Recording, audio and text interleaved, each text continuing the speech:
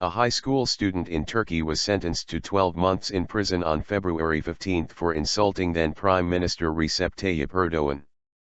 The incident took place as the student, identified only by the initials U.H.C, attended a demonstration in Attalos Square in the southern province of Antalya, in protest at a case involving two other high school students who had been charged after protesting against Erdoğan.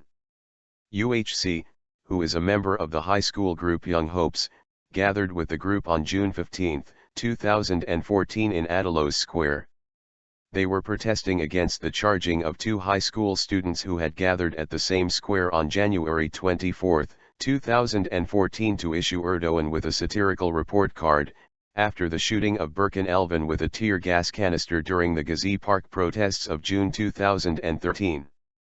The charges against the two students who had participated in the earlier protest were later dismissed by the prosecutor in the case.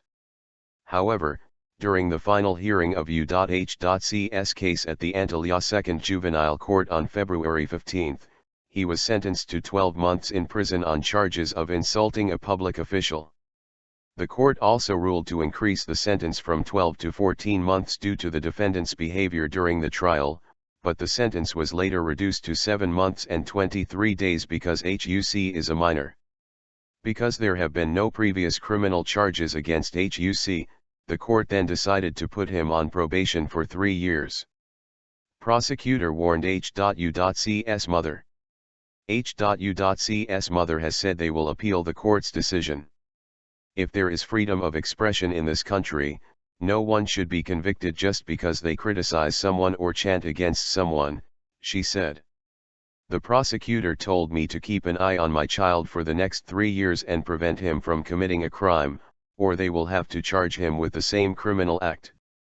My response is that hopefully we will not have to face injustice over this 3-year period and my child won't have to protest, she added.